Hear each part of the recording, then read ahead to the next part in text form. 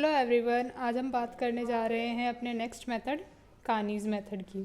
ठीक है, कानीज़ मेथड।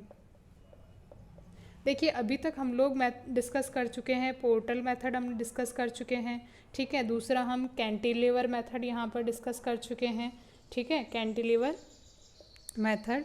और थर्ड इस सीरीज़ में हमारा होना चाहिए था वैसे तो फैक्टर एनालिसिस मेथड। ठीक है, ये तीनों मैंने आपको क्या बताया था, ये फ्रेम एनालिसिस के मेथड्स हैं। किसके? फ्रेम एनालिसिस के। और कौन सी फ्रेम्स के, कैसी कंडीशन में फ्रेम के एनालिसिस के मेथड्स हैं? जब फ्रेम पर क्या लग रहे हैं, हॉरिजॉन्टल लोड्स। ठीक है, इस बारे में हम बात कर चुके हैं। और ये हॉरिजॉन्टल लोड्स कौन कौन से हो सकते हैं? आइदर ये विंड लोड हो सकता है और ये हो सकता है हमारा अर्थक्वेक लोड। ठीक है, इस बारे में अभी तक हम बात कर चुके हैं। अब हमने ये मेथड डिस्कस कर लिया, ये मेथड डिस्कस कर लिया, लेकिन ये मेथड डिस्कस क्यों नहीं करा? ठीक है, तो ये इसलिए डिस्कस नहीं करा कि ये जो एग्ज़ाम पॉइंट ऑफ व्यू से इम्पॉर्टेंट ये कोई मेथड नहीं रहता, क्योंकि ये बहुत ज़्यादा लेंदी हो जाता है, इसीलिए इसे हम अवॉइड करते हैं। लेंदी इन द सेंस, लेकिन इस मेथड के बारे में आपको जो जानना सबसे ज़्यादा ज़रूरी है वो क्या रहता है कि मोस्ट एक्यूरेट मेथड है ये। ठीक है, most accurate method compare to portal method and compare to cantilever method. ठीक है, यहाँ हमें कुछ फैक्टर्स कैलकुलेट करने होते हैं, जैसे सी फैक्टर, जी फैक्टर। ठीक है, इनकी हेल्प से हम इसको सॉल्व करते हैं। तो आपको ये जानना ज़रूरी है बस कि ये मोस्ट एक्यूरेट होता है, इसमें फैक्टर्स कैलकुलेशन की जाती है, इसलिए इसका नाम फैक्टर है, फैक्टर मेथड है। ठीक है, एग्ज़ाम पॉइंट ऑफ व्यू से इम्पॉर्टेंट नहीं है, इसलिए हम इसका डिस्कशन अवॉइड कर रहे हैं। आज हमारा जो डिस्कशन का पॉइंट है वो है हमारा कानीज़ मेथड। ठीक है, अब कानीज़ मेथड में आपको क्या क्या जानना ज़रूरी है? देखिए, सबसे पहली बात जो आपको यहाँ पर जाननी है वो क्या है हमारी, कि ये एक डिस्प्लेसमेंट मेथड है। ठीक है, क्या है? Displacement method. अब आप पूछेंगे कि डिस्प्लेसमेंट मेथड क्या होते हैं, तो अभी तक देखिए आप कौन कौन से मेथड्स पढ़ के आ चुके हैं। आप पढ़ के आ चुके हैं मोमेंट डिस्ट्रीब्यूशन मेथड पढ़ के आ चुके हैं, है ना, और स्लोप डिफ्लेक्शन मेथड पढ़ के आ चुके हैं। तो ये मेथड्स क्या थे? इनमें हमने क्या अननोन अज्यूम किया? डिस्प्लेसमेंट को हमने अननोन अज्यूम किया था। इसी डिस्प्लेसमेंट मेथड को और क्या बोलते हैं हम लोग? स्टिफनेस मेथड भी बोलते हैं। ठीक है, क्या बोलते हैं? स्टिफनेस मेथड भी बोलते हैं। और यहाँ अननोन क्या है हमारा? डिस्प्लेसमेंट।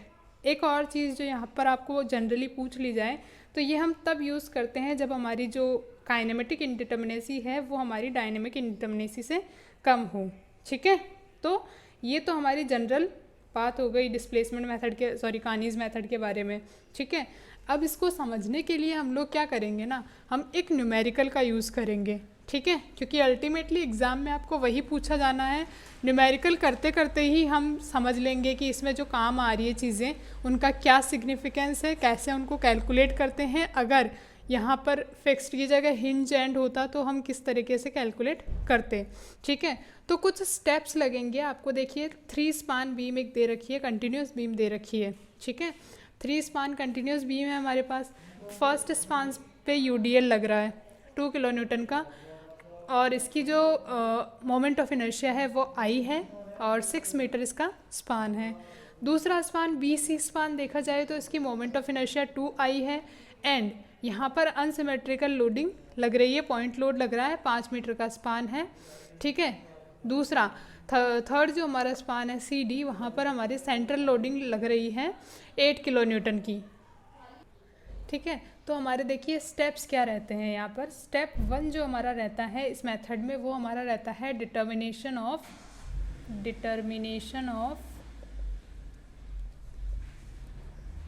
Fixed end moment. ठीक है, फिक्स्ड एंड मोमेंट की डिटर्मिनेशन हमारा यहाँ पर फर्स्ट स्टेप रहता है। और ये कैसे करते हैं? देखिए, जैसे अगर आपकी जो बीम है फिक्स्ड एंड हम लोग बोल रहे हैं तो ऑब्वियसली फिक्स्ड बीम होगी। ठीक है, अगर इस पर UDL लग रहा है, जैसे कि हमारा किस में लग रहा है? AB में लग रहा है। ठीक है, कितना लग रहा है? 2 किलो न्यूटन मीटर। ठीक है, स्पान कितना है हमारा? 6 मीटर। ठीक है, तो यहाँ पर देखिए ये एंड A है और ये एंड B है, कंटिन्यूस एंड है, B को तो हमने अज्यूम कर लिया फिक्स। ठीक है, अब यहाँ पर एक फिक्स्ड एंड मोमेंट ये लग रहा होगा और दूसरा फिक्स्ड एंड मोमेंट ये लग रहा होगा, तो इसे हम क्या बोल देते हैं, MFAB, ठीक है। सिमिलरली इसे क्या बोल देते हैं, MFBA। तो ये कैसे कैलकुलेट करेंगे, देखिए हम एंटी क्लॉकवाइज को नेगेटिव लिखेंगे और क्लॉकवाइज को पॉजिटिव लिखेंगे। क्लॉकवाइज को हम पॉजिटिव लिखेंगे, ठीक है। तो अब हम लिखते हैं MFAB और वो क्या होगा, नेगेटिव क्योंकि एंटी क्लॉकवाइज, WL²/12, ठीक है। जब आप यहाँ पर वैल्यू सब्स्टिट्यूट करते हैं, W हमारा कितना है -W है 2, L हमारा है 6² / 12, तो आपको MFAB की वैल्यू कितनी मिल जाती है, MFAB की वैल्यू आपको मिल जाती है जब आप इसे सॉल्व करते हैं तो -6.0 किलो न्यूटन मीटर, ठीक है। सिमिलरली हम सॉल्व करते हैं MFBA के लिए, तो देखिए फॉर्मूला सेम रहता है, प्लस साइन चेंज हो जाएगा यहाँ पर, तो हमें कितना मिल जाएगा, MFBA ये हमें मिल जाता है +6 किलो न्यूटन मीटर, ठीक है। फिर ये तो हो गई फर्स्ट स्पान की बात, AB स्पान की बात। अब हम बात करते हैं सेकंड स्पान। सेकंड स्पान क्या है, आपको ये फॉर्मूले ज़रूर से याद रखने हैं। अगर हमारी कंटिन्यूस लोडिंग है, मतलब यूनिफॉर्मली डिस्ट्रीब्यूटेड लोड अगर हमारा लग रहा है, तो हमारा फॉर्मूला क्या रहता है, WL²/12। अब अगर हम सेकंड स्पान की बात करते हैं, सेकंड स्पान क्या है हमारा, देखिए फिक्स्ड एंड मोमेंट निकाल रहे हैं तो हम अज्यूम कर रहे हैं कि ये फिक्स्ड है। 5 किलो न्यूटन का लोड लग रहा है, टोटल स्पान 5 है ना, और ये हमारा 3 मीटर है, इसे हम बोल देते हैं A, और B हमारा 2 मीटर है, ठीक है।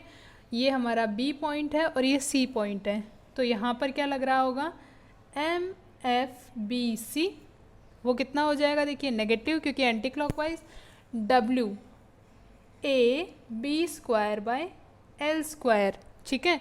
और इसकी हमारी वैल्यू कितनी आ जाएगी, देखिए यहाँ हम लिख लेते हैं इसको, MFBC = -W5, A हमारा कितना है 3, B हमारा कितना है 2² / L कितना है 5²। जब आप इसे सॉल्व करते हैं तो आपको MFBC की वैल्यू जो मिल जाती है वो मिल जाती है -2.4 किलो न्यूटन मीटर, ठीक है। आप साथ साथ स्क्रीनशॉट लेते जाना, जो वैल्यू मैं फॉर्मूला आपको बता रही हूँ। सिमिलरली अगर हम MFCB की बात करते हैं तो हमारा फॉर्मूला क्या हो जाता है, MFCB की बात करते हैं तो फॉर्मूला हो जाता है W, पॉजिटिव आएगा ना, A²B/L², ठीक है। तो यहाँ हमारा क्या हो जाएगा, 3 का स्क्वायर इंटू 2 / 5²। तो MFCB हमें कितना मिल जाता है, प्लस ये हमारा MFCB, ठीक है, और ये हमें मिल जाता है 3.6 किलो न्यूटन मीटर, ठीक है। 2 स्पान की बात हम कर चुके हैं, अब हमारे पास केवल थर्ड स्पान बचा है, ठीक है। थर्ड स्पान क्या है हमारा, स्पान CD, ठीक है। CD स्पान में लोडिंग देखते हैं हम लोग किस तरीके से लग रही है। इसमें सेंट्रल पॉइंट लोड लग रहा है 8 किलो न्यूटन का, और हमारा जो स्पान है वो है 5 मीटर का, और यहाँ पर A=B है 2.5 मीटर, ठीक है। इस केस में हमारा जो फिक्स्ड एंड मोमेंट होगा ये हमारा C पॉइंट है, ये D पॉइंट है, ठीक है। तो MFCD की अगर बात करें तो हमारा फॉर्मूला क्या रहेगा यहाँ पर, WL/8, और नेगेटिव क्यों है, क्योंकि एंटी क्लॉकवाइज है, ठीक है। वैल्यू पुट करिए आपने, W कितना है आपका 8, L कितना है 5 एंड 8, तो ये आपको मिल जाता है -5 kilo newton metre. Similarly MFDC की हम बात करते हैं तो फॉर्मूला सेम रहेगा, WL/8, बस साइन चेंज हो जाएगा। ये भी आपको कितना मिल जाएगा, +5 किलो न्यूटन मीटर, ठीक है। इस तरीके से आपने तीनों स्पान के लिए फिक्स्ड एंड मोमेंट कैलकुलेट कर लिए हैं। अब हमारा जो सेकंड स्टेप रहता है वो देखिए क्या रहता है, आप स्क्रीनशॉट ले लीजिए इसका, आपका फर्स्ट स्टेप यहाँ पर कंप्लीट होता है, ठीक है, स्क्रीनशॉट ले लीजिए फर्दर रेफरेंस के लिए कि हमारी वैल्यूज़ कितनी कितनी आई थी, ठीक है, और इधर नोट डाउन कर लीजिए। आगे बढ़ते हैं हम लोग। देखिए सेकंड स्टेप हमारा जो है वो है हमारा रोटेशनल फैक्टर कैलकुलेट करने का। क्या है? Rotational factor. ये डिस्ट्रीब्यूशन फैक्टर जैसा ही कुछ होता है। डिस्ट्रीब्यूशन फैक्टर में हमने क्या पढ़ा था कि किसी जॉइंट पर अगर ये 3 पार्ट्स आके कनेक्ट हो रहे हैं, ठीक है, तो ये जो पार्ट है वो यहाँ रोटेशन में कितना कंट्रीब्यूट कर रहा है, ठीक है। सिमिलरली ये जो स्पान है वो कितना कंट्रीब्यूट कर रहा है और ये कितना कंट्रीब्यूट कर रहा है। ये जो आप कंट्रीब्यूशन फैक्टर था ना, डिस्ट्रीब्यूशन फैक्टर, उसी तरीके से रोटेशन फैक्टर है हमारा यहाँ पर। देखिए कैसे हम इसको समझते हैं। देखिए रोटेशन फैक्टर जो है वो आपका रहता है negative half of distribution factor is the first thing, ठीक है। फिर डिस्ट्रीब्यूशन फैक्टर जैसा कि हम पहले पढ़ चुके हैं, क्या होता है distribution factor? Stiffness of the particular member divided by sum of relative stiffness divided by sum of relative stiffness at that joint. मतलब अगर हमारे पास ऐसा कोई जॉइंट है ए, बी, सी और डी, तो हम बी पर क्या निकालेंगे? Distribution factor. तो बी ए की relative stiffness divided by relative stiffness of B A, B C and B D का सम, ठीक है। सिमिलरली इस तरीके से आप डिस्ट्रीब्यूशन फैक्टर निकाल लेंगे, ठीक है। उसके बाद आपको क्या करना है, किसी भी एक जॉइंट पर ये डिस्ट्रीब्यूशन फैक्टर निकाल लिया। अब रिलेटिव स्टिफनेस की अगर बात करें तो ये आप कैसे निकालेंगे? देखिए अगर आपका फार एंड जो है वो फिक्स्ड है, अगर हम बात करते हैं ए बी की, ठीक है, और आपको स्टिफनेस निकालनी है बी ए की, तो आपकी रिलेटिव स्टिफनेस क्या होगी? Length of the member, moment of inertia of the member divided by length of member, ठीक है। ये ए बी की बात कर रहे हैं, ठीक है। अगर आपका फिक्स्ड एंड है, ये कब होगी? जब फार एंड फिक्स्ड और कंटिन्यूस, ठीक है, तब आपकी रिलेटिव स्टिफनेस कितनी होगी? I/L। लेकिन अगर आपका फार एंड जो है आइदर हिंज है, क्या है? हिंज। फार एंड के बारे में बात कर रहे हैं हम लोग, ये ए एंड बी, तो आपके बी ए कितनी हो जाएगी? आपकी ये कितनी हो जाएगी? 3/4 I/L of A B. Similarly A B. Hinge के अलावा अगर ये सिंपली सपोर्टेड है तब भी आपका केस सेम रहेगा, ठीक है। ये तो हो गई जनरल बात, स्क्रीनशॉट ले लीजिए आप इसका। फिर देखिए हम इसको कैलकुलेट कैसे करते हैं। इसके लिए हम क्या करते हैं, एक टेबल बनाते हैं। आपको बेसिक समझ में आ गया होना चाहिए अभी तक का, ठीक है। स्क्रीनशॉट ले चुके हैं आप लोग। इसके बाद देखिए हम यहाँ पर एक टेबल बनाते हैं जैसा हम पहले कर चुके हैं मोमेंट डिस्ट्रीब्यूशन मेथड में और स्लोप डिफ्लेक्शन मेथड में। देखिए कौन सा यहाँ पर हमारा, सबसे पहले हम लिखेंगे यहाँ पर कौन सा जॉइंट है, उस जॉइंट पर कौन कौन से मेंबर्स कनेक्ट हो रहे हैं आकर, ठीक है, और रिलेटिव स्टिफनेस कितनी है उनकी, सम ऑफ रिलेटिव स्टिफनेस, ठीक है। देन हम कैलकुलेट करेंगे डिस्ट्रीब्यूशन फैक्टर एंड देन हम कैलकुलेट करेंगे रोटेशनल फैक्टर, ठीक है। इस तरीके से ये हमारी एक टेबल बन जाती है यहाँ पर, है ना। अब जॉइंट देखिए कौन कौन सा है। बी जॉइंट है एक तो, ठीक है। बी जॉइंट पर कौन कौन से मेंबर हैं? बी ए है ना, बी ए है और बी सी है, ठीक है। बी ए की जो हमारी रिलेटिव स्टिफनेस है वो देखिए कितनी आएगी, फार एंड क्या है? फिक्स्ड है, और क्या आएगी रिलेटिव स्टिफनेस? I/L, क्योंकि ये इसका मोमेंट ऑफ इनर्शिया I है तो हमने I रख दिया, और हमारी लेंथ कितनी है? 6। फिर हम बात करते हैं बी सी के लिए। बी सी की देखिए कंटिन्यूस एंड है ना, कंटिन्यूस एंड के लिए भी क्या होती है? I/L ही होती है, लेकिन I यहाँ पर क्या है? 2I के इक्वल है, एंड लेंथ कितनी है? 5, ठीक है। आप जब इनका सम करते हैं तो आपको मिल जाता है 17I/30, ठीक है। डिस्ट्रीब्यूशन फैक्टर आप कैसे निकाल लेंगे? अब डिस्ट्रीब्यूशन फैक्टर क्या होता है? Relative stiffness of the member that is K divided by sum of K. ठीक है, तो आप जब distribution factor of B A member निकालेंगे तो बी ए के लिए आपके पास कितना आ जाएगा डिस्ट्रीब्यूशन फैक्टर। देखिए बी ए की स्टिफनेस कितनी है, relative stiffness I by 6, sum of relative stiffness कितना है 17 आई बाई 30। ठीक है, आप जब इसे सॉल्व करते हैं तो आपको ये मिल जाता है 5 बाई 17। ठीक है, अब हम बात करते हैं इसकी, तो इसके लिए मतलब बी सी के लिए डिस्ट्रीब्यूशन फैक्टर हम निकाल रहे हैं, distribution factor for B C member. Relative stiffness कितनी है 2i/5 and sum of stiffness same रहेगा। ठीक है, तो हमें यहाँ पर मिल जाती है इसकी 12/17। और जब इसका आप रोटेशनल फैक्टर निकालते हैं जो कि कितना होता है -½ ऑफ, मतलब -0.5 टाइम्स ऑफ डिस्ट्रीब्यूशन फैक्टर। ठीक है, तो ये आपको मिल जाता है -0.147। सिमिलरली ये आपको मिल जाता है -0.353। ठीक है, ये बी जॉइंट की बात हो गई। अब हमारे पास एक जॉइंट और है। ठीक है, कौन सा जॉइंट है, देखिए सी जॉइंट। सी जॉइंट पर अगर हम देखें तो दो मेंबर आ रहे हैं सी बी सी डी।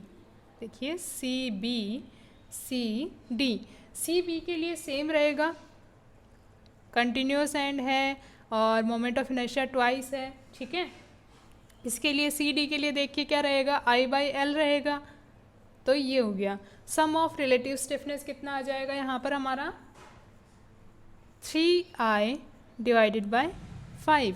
ठीक है, अब आप जब डिस्ट्रीब्यूशन फैक्टर निकालेंगे तो देखिए डिस्ट्रीब्यूशन फैक्टर का फॉर्मूला हमारा क्या है, relative stiffness of the member divided by sum of relative stiffness at the joint. तो हम अगर सी बी की बात करते हैं, distribution factor of C B, इसकी बात करते हैं तो देखिए क्या हो जाएगा हमारे पास 2i/5 डिवाइडेड बाय 3i/5। ठीक है, तो ये आपको मिल जाता है 2/3। सिमिलरली इसके लिए आप सॉल्व करते हैं सी डी के लिए, तो सी डी के लिए आपको मिल जाती है 1/3। ठीक है, अब आप 0.5 टाइम्स कर देंगे इसको, 0.5 टाइम्स करेंगे तो कितना हो जाएगा आपका ये 0.333 और ये आपका हो जाएगा -0.167। ठीक है, ये आपकी निकल चुकी है रोटेशनल फैक्टर। रोटेशनल फैक्टर निकालने के बाद हम थर्ड स्टेप पे मूव करेंगे, लेकिन उससे पहले आप इसका एक स्क्रीनशॉट ले लीजिए और आप नोट डाउन कर रहे हैं तो बहुत ही अच्छी बात है। ठीक है, स्टेप थर्ड पे मूव करते हैं। अब देखिए हमारा जो थर्ड स्टेप है वहाँ पर हमें क्या करना है, इटरेशन प्रोसेस करना है। ठीक है, उससे पहले कुछ इस तरीके से आपको डायग्राम बना लेना है ये। ठीक है, A B C and D. ठीक है, अब इसको कैसे फिलअप करना है आप ये सब कर चुके हैं एक बार, तो आपको बस ये बताना है मुझे कि कैसे इसको फिलअप करना है। ठीक है, तो सबसे पहले ये जो पॉइंट्स है यहाँ पर आपको फिक्स्ड एंड मोमेंट्स निकालने हैं जो हमने फर्स्ट जो हमारा स्टेप था वहाँ पर कैलकुलेट किए हैं। तो यहाँ हमें मिला था -6, यहाँ हमें मिला था +6। ठीक है, यहाँ हमें मिला था -2.4 एंड यहाँ आपको मिला था 3.6। ठीक है, कितना मिला था यहाँ 3.6 और यहाँ आपको मिला था -5 और यहाँ आपको मिला था +5, मतलब C D D C, B C C B, A B B A. ठीक है, ये आपने लिख दिया। अब आपको यहाँ जो लिखना है वो लिखना है रोटेशनल कंट्रीब्यूशन -147। ये आपका रोटेशनल कंट्रीब्यूशन आया था बी ए का। ठीक है, रोटेशनल फैक्टर आपका जो आया था, जो हमने लास्ट स्टेप में कैलकुलेट किया है, बी ए के लिए आपको मिला था -0.147 और बी सी के लिए आपको मिला था -0.353।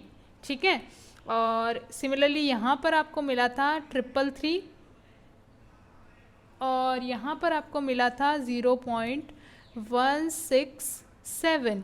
ठीक है, ये हम फिल कर चुके हैं। उसके बाद देखिए आपका जो ये प्लेस है वहाँ पर आपको क्या लिखना है, वहाँ पर आपको लिखना है रोटेशनल कंस्ट्रेंट। क्या है? Rotational constraint moment. ठीक है, और वो क्या होगा, किसी भी पॉइंट बी पर अगर हम बात करते हैं रोटेशनल कंस्ट्रेंट की, तो वो आपका होगा एम एफ बी पर fixed end moment of B A plus fixed end moment of B C. मतलब बी पर जो भी आकर ज्वाइन हो रहे हैं उन दोनों का जो सम होगा वो आपका रोटेशनल कंस्ट्रेंट होगा बी पॉइंट पर। तो देखिए हमारा एम एफ बी ए जो आया है वो कितना है, बी ए हमारा 6 है और बी सी कितना है 2.4। तो आप जब इसे सॉल्व करते हैं तो आपको मिल जाता है 3.6। तो आप ये 3.6 कहाँ लिख देंगे, यहाँ पर। ठीक है, उसके बाद हम बात करते हैं अगर C की, तो यहाँ पर क्या है, CB एंड CD का सम आ जाएगा। तो CB पे देखिए कितना है 3.6 एंड CD पे कितना है देखिए 3.6 माइनस 5। तो इसे जब आप सॉल्व करते हैं तो आपको मिल जाता है -1.4। तो ये आप कहाँ रख देंगे, -1.4 आप यहाँ रख देंगे। अब हमारा इटरेशन प्रोसेस स्टार्ट होता है। ठीक है, यहाँ पर हमारा क्या आएगा, यहाँ पर हमारा आएगा rotational contribution small M A B. Similarly यहाँ पर small B A, M B C, C B, M C D और एम डी सी। अब देखिए क्योंकि हम यहाँ देख सकते हैं हमारा ए और डी एंड फिक्स्ड है तो हमारा इनका परमानेंटली जो रोटेशनल कंट्रीब्यूशन रहेगा वो 0 हो जाएगा। ठीक है, अब हम शुरू करते हैं किसी एक जॉइंट से। रोटेशनल कंट्रीब्यूशन हमें निकालना है, क्या निकालना है हमें, रोटेशनल कंट्रीब्यूशन। ठीक है, और वो क्या होता है देखिए, अगर हम किसी एम आई जे के लिए अगर बात कर रहे हैं तो हमारा रोटेशनल कंट्रीब्यूशन रहता है rotational factor multiplied with rotational constraint. मतलब ये this multiplied by this plus M J I. ठीक है, ये हमारा रोटेशनल कंट्रीब्यूशन रहता है। अगर हम बोलते हैं कि ए बी की बात कर रहे हैं हम, या फिर हम पहले सी जॉइंट को कंसिडर करते हैं अगर, तो सी बी की अगर बात कर रहे हैं, ठीक है, तो ये क्या हो जाएगा हमारा, हर जगह हमें सी बी रख देना है, एम सी बी। मतलब हम ये कैलकुलेट कर रहे हैं अगर, ठीक है, तो वो क्या हो जाएगा, एम सी बी मतलब 0.333 मल्टीप्लाइड बाय, इसे हम लिख ही लेते हैं यहाँ पर 0.333 multiplied by M F I कितना है माइनस, और ये भी हमारे माइनस में है -1.4 एंड प्लस। अब देखिए एम जे आई मतलब अगर हम सी बी की बात कर रहे हैं तो हमारा जे आई क्या रहेगा, बी सी है ना, और बी सी को हम लोग, एम बी सी को हम लोग इनिशियली 0 अज्यूम कर लेते हैं। ठीक है, तो ये हमें कितना मिल जाता है, यहाँ से ये मिल जाता है हमें +0.466। एक बार फिर से समझिए, अगर हम बात कर रहे हैं एम सी बी की, मतलब यहाँ इस पॉइंट की बात अगर कर रहे हैं, वो किसके इक्वल होगा, rotational factor of C B. Rotational factor हमारा 0.333 है into M F I. F I हमारा क्या है, rotational constraint at point C, and M J I that is rotational contribution of far end. ठीक है, तो अगर हम सी बी की बात कर रहे हैं तो हमारा फार एंड क्या हो जाएगा, बी सी हो जाएगा। ठीक है, और उसको हमने स्टार्टिंग में क्या अज्यूम कर लिया है कि वो 0 है। ठीक है, क्वेश्चन को स्टार्ट करने के लिए, इटरेशन प्रोसेस को स्टार्ट करने के लिए हमने ये अजम्पशन लिया है। तो हमें यहाँ पर मिल जाता है +0.466। अब हम बात करते हैं सी डी की। देखिए सी डी की बात अगर हम करते हैं, मूव करते हैं हम लोग सी डी पे, वापस ये फॉर्मूला लिखते हैं। ठीक है, एम सी डी किसके इक्वल हो जाएगा, देखिए rotational contribution of C D, sorry rotational factor C D का कितना हो जाएगा 0.167 मल्टीप्लाइड बाय एफ सी पे, ठीक है, rotational constant at C, plus M C B, ये हमारा सेम रहेगा, sorry B C far end, ठीक है। अब यहाँ पर आप वैल्यूज़ रखिए, रोटेशनल फैक्टर कितना है 0.167, ये कितना है -1.4, और बी सी को हमने 0 ज्यूम किया है, तो ये सॉल्व करने पर हमें कितना मिल जाता है 0.234। ये वैल्यू कहाँ के लिए मिल गई हमें 0.234 यहाँ के लिए मिल गई, ठीक है। अब हम पॉइंट बी पे मूव करते हैं। पॉइंट बी पर अगर हम मूव करते हैं तो कैसे हम प्रोसीड करेंगे, देखिए बी पर बात करते हैं तो हम लिखेंगे rotational contribution at B C, ठीक है।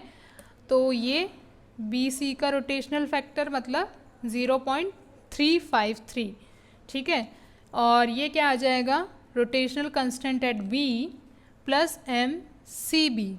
देखिए अब वैल्यूज़ पुट करते हैं, आर बी सी हमारा कितना है, देखिए -0.353 into rotational constant 3.6 plus M C B की वैल्यू हम कैलकुलेट कर चुके हैं, यहाँ पर कितनी है 0.466, ठीक है।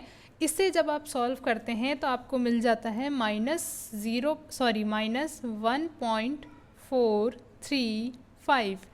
आप हाथों हाथ यहाँ पर लिख देंगे, ये वैल्यू कितनी मिल गई आपको -1.435। अब हम बात करते हैं बी ए के बारे में, तो आपको क्या मिल जाएगा रोटेशनल कंट्रीब्यूशन ऑफ बी ए, ये आपका सेम रहेगा पार्ट, ठीक है।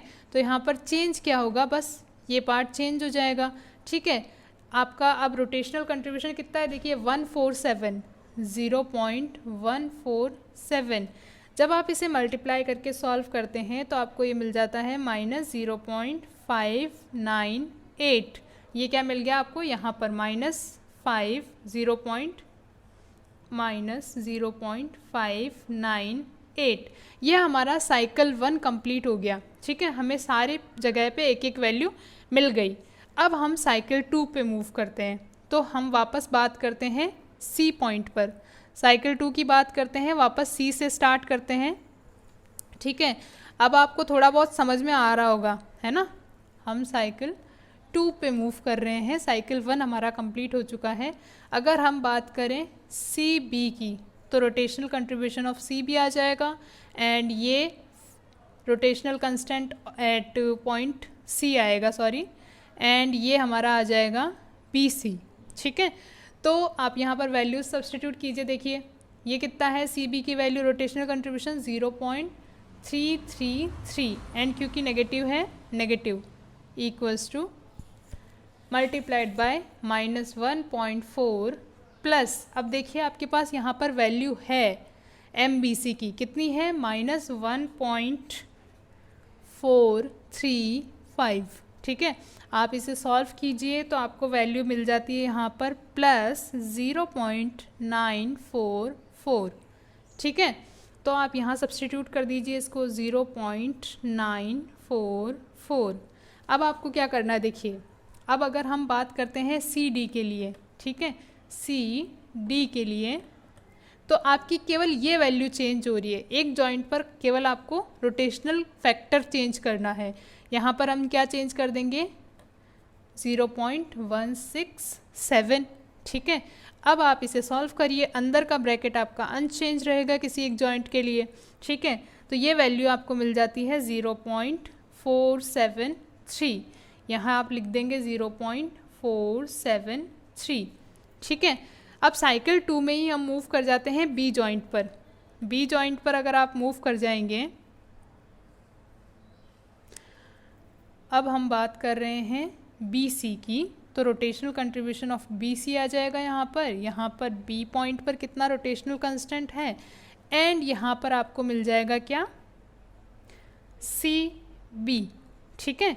फार एंड का रोटेशनल कंट्रीब्यूशन आपको लिखना है, तो अब देखिए एम बी सी कितना है हमारे पास -353, 0.353 मल्टीप्लाइड बाय यहाँ पर देखिए 3.6 प्लस कितना है एम सी बी अब आपको कितना मिल चुका है 0.944, ठीक है। तो आप इसे सॉल्व करते हैं तो यहाँ आपको मिल जाता है -1.604 और ये आपको कहाँ की वैल्यू मिली है -1.604, ठीक है। अब हम बात करते हैं बी ए के लिए, ठीक है। तो आपका यहाँ पर केवल चेंज क्या होगा, rotational contribution sorry rotational factor, वो कितना आ जाएगा 147 ये, ठीक है। बाकी अनचेंज रहेगा। आप इसे सॉल्व करते हैं तो आपको ये वैल्यू मिल जाती है -0.668। कहाँ की वैल्यू मिल गई है आपको, यहाँ की -0.668। आपका सेकेंड साइकिल कंप्लीट हो चुका है। इसी तरीके से हम मूव करते हैं अगर थर्ड साइकिल पे, ठीक है। मूव टू साइकिल थर्ड पे हमने मूव किया। जॉइंट सी की हम बात करते हैं पहले। जॉइंट सी हमारा rotational contribution of C B की अगर हम बात करते हैं सबसे पहले तो कितना आ जाएगा, rotational factor of C B multiplied by rotational constraint at joint C plus rotational contribution of far end that is B C, ठीक है। वैल्यू सब्स्टिट्यूट कीजिए, कितना है C B -0.333 multiplied by -1.4 and M B C अब आपका कितना है यहाँ पर, ये -1.604। इसे जब आप सॉल्व करते हैं तो आपको वैल्यू यहाँ पर मिल जाती है 1.000, ठीक है। आपको हमेशा ध्यान रखना है, आप जब भी ये इटरेशन प्रोसेस सॉल्व करते हैं आपको पॉइंट के बाद 3 वैल्यूज़ तक यहाँ पर सब्स्टिट्यूशन करना है। आपको क्या मिला है अभी, सी बी की वैल्यू मिली है 000। अब हम बात करते हैं सी डी की, तो चेंज क्या होगा, केवल रोटेशनल फैक्टर क्या चेंज होगा 167। सॉल्व किया आपने, आपको वैल्यू कितनी मिल गई 0.502। सब्स्टिट्यूट कर दिया आपने 0.502, ये आपको मिल गया। अब हम मूव करते हैं जॉइंट बी पर। जॉइंट बी पर मूव करते हैं तो हम क्या लिखेंगे, एम बी ए किसके इक्वल होगा, एम बी ए देखिए rotational contribution of B A multiplied by rotational constant at joint B plus rotational factor, क्या आपको विजिबल है ये, मैं थोड़ा सा इधर लिख देती हूँ इसे, M B A equals to rotational factor of B A multiplied by rotational constant at joint B plus M, क्या आ जाएगा आपका यहाँ पर M C sorry B C की बात करते हैं हम लोग, हाँ, तो ये आ जाएगा सी बी, ठीक है। अब आप यहाँ पर वैल्यू सब्स्टिट्यूट कीजिए, कितनी आएगी 0.353 multiplied by 3.6 plus M C B कितना मिल चुका है आपको 1.000। सॉल्व किया आपने, आपको वैल्यू मिल गई यहाँ पर -1.624। सब्स्टिट्यूट कर दिया आपने -1.624।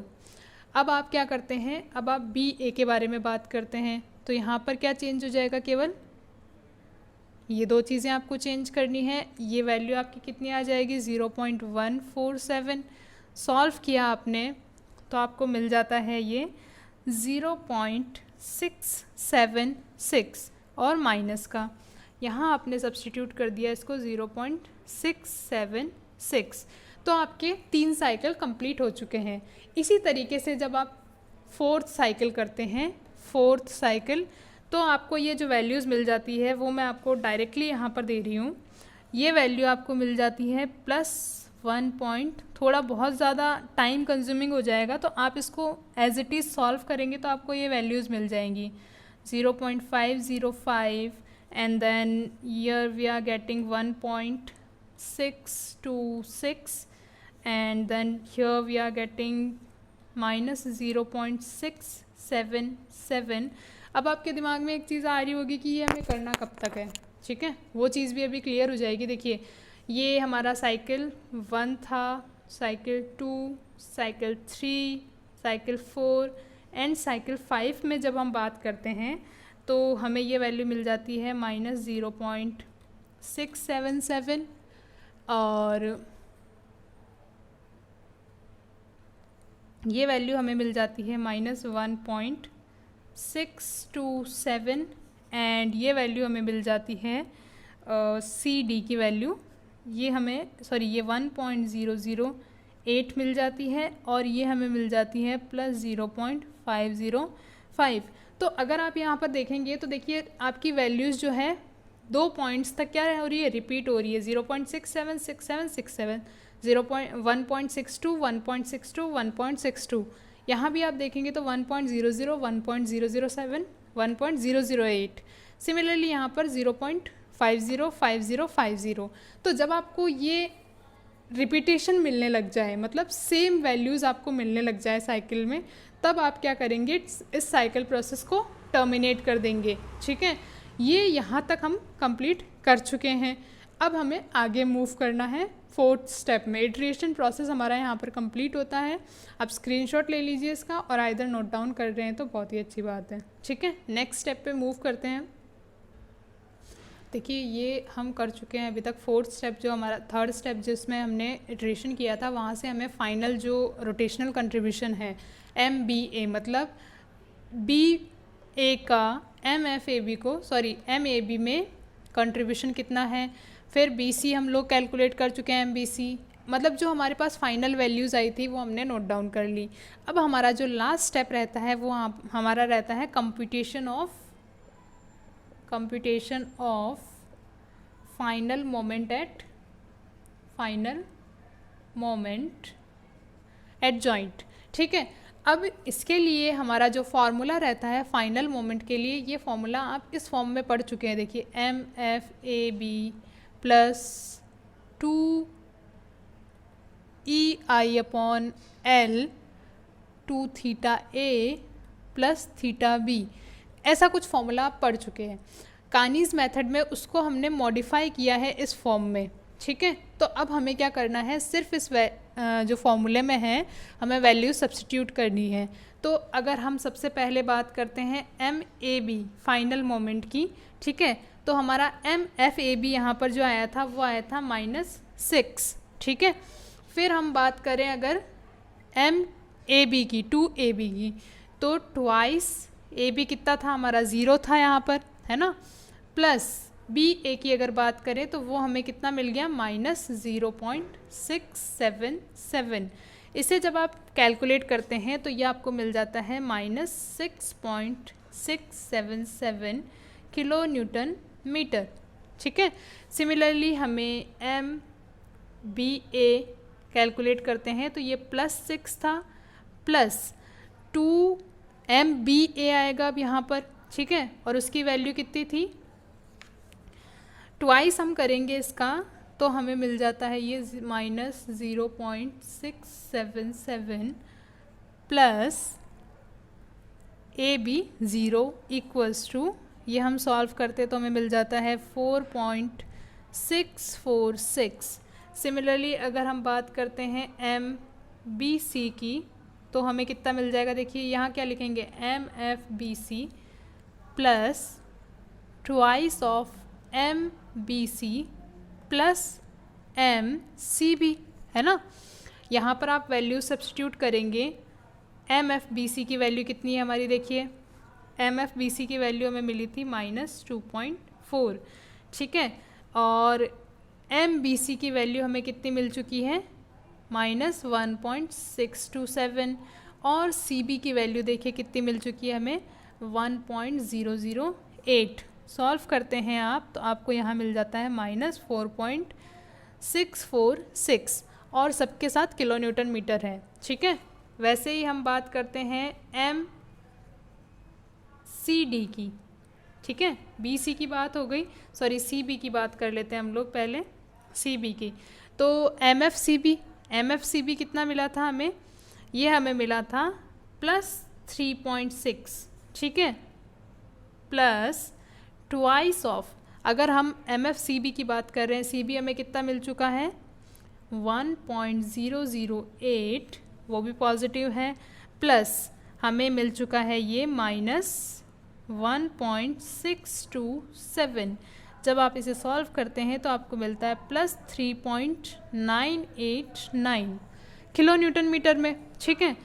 इसी तरीके से हम क्या निकाल लेंगे, MCD, ये हमें फाइनली मिल जाता है, मैं डायरेक्ट वैल्यू यहाँ पर रख रही हूँ, ठीक है। MCD की वैल्यू हमें मिल जाती है -3.989, और वैसे ही आपको MDC की वैल्यू कितनी मिल जाती है +5.505। अब हमारा जो स्टेप 5 रहता है, that is the last step of the question. यहाँ हमें क्या करना है, BMD ड्रॉ करना है, ठीक है। अब BMD ड्रॉ करने के लिए हमने सारे जो मोमेंट्स निकाले थे, फाइनल मोमेंट्स, वो हम यहाँ नोट डाउन कर लिया हमने, ठीक है। अब जो BMD हम ड्रॉ करेंगे वो सुपरपोजिशन थ्योरम से ड्रॉ होगा। कैसे, देखिए, हमारा जो एक्सटर्नल लोड लग रहा है उसकी वजह से भी कुछ बेंडिंग मोमेंट आ रहा होगा इसमें, और कुछ बेंडिंग मोमेंट हमारा जो हमने यहाँ से निकाला है, ठीक है। तो कैसे हम लोग अलग अलग एक बार ड्रॉ कर लेते हैं, फिर दोनों को सुपर इम्पोज कर देंगे, ठीक है। तो AB में अगर बात करें तो 2 किलो न्यूटन UDL की वजह से कितना मोमेंट आ रहा होगा, देखिए एक्सटर्नल मोमेंट जो आ रहा होगा वो आ रहा होगा WL²/8, और वो कहाँ आ रहा होगा, मिड पॉइंट पर। जब आप इसे सॉल्व करते हैं तो आपको ये वैल्यू मिल जाती है 9 किलो न्यूटन मीटर WL²/8 को। सिमिलरली हम बात करते हैं अगर BC स्पान में, BC स्पान में, तो ये आप WAB/L से निकाल सकते हैं, ठीक है, WAB/L²। सिमिलरली आप यहाँ पर कैसे निकाल सकते हैं, थर्ड में MCD में, वो आप निकाल सकते हैं WL/4 से, ठीक है।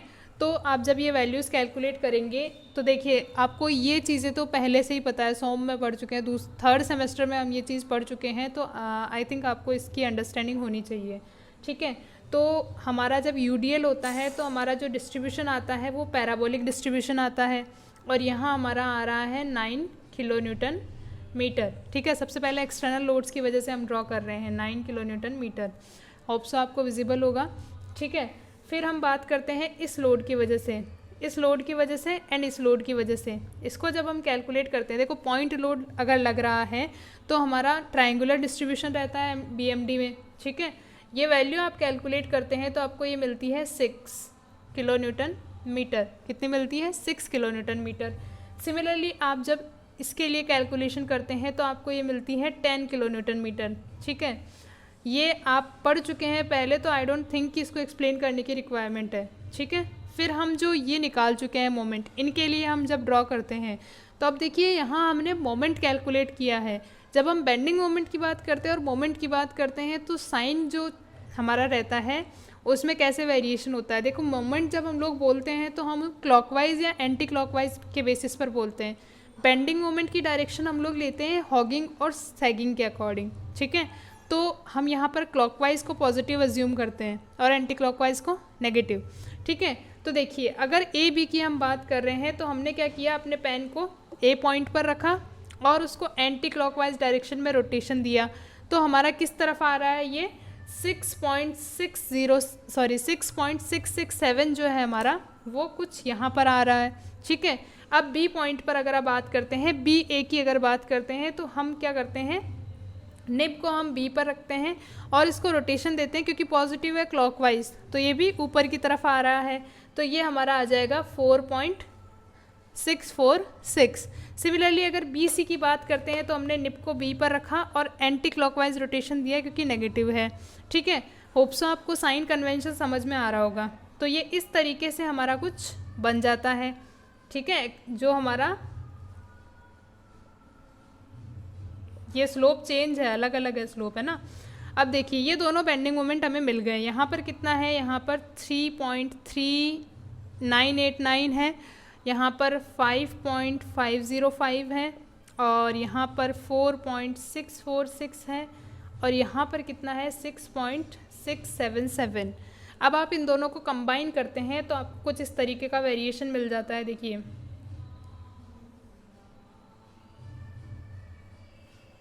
ये हमने इसको कंबाइन कर दिया है, ये थोड़ा ऊपर जाएगा, देखिए ये 9 है और ये 6.6, ये तो स्केल आप देख लेना, ठीक है। और फिर ये 4.6 है और यहाँ पर 6 है, तो ये ऐसे वेरिएशन रहेगा और ये ऐसे, ठीक है। ये आपका क्या था, ये आपका जो रिजल्टेंट मोमेंट है कुछ ये रहेगा, बाकी जो मोमेंट है वो क्या करेगा, कैंसिल आउट हो जाएगा। जो ब्लैंक पोर्शन है वो कैंसिल आउट हो जाएगा और जो हमारा शेडेड पोर्शन है केवल वही मोमेंट फाइनली इस पर एक्ट कर रहा होगा। तो ये आप इस तरीके से BMD इसका बना चुके हैं, ठीक है। होप सो आपको ये पूरा क्वेश्चन समझ में आ गया होगा। फिर भी अगर आपको कोई डाउट रहता है तो आप प्लीज़ कमेंट सेक्शन में ज़रूर बताएं और चैनल को प्लीज़ प्लीज़ प्लीज़ सब्सक्राइब कीजिए, ठीक है। Thank you for watching.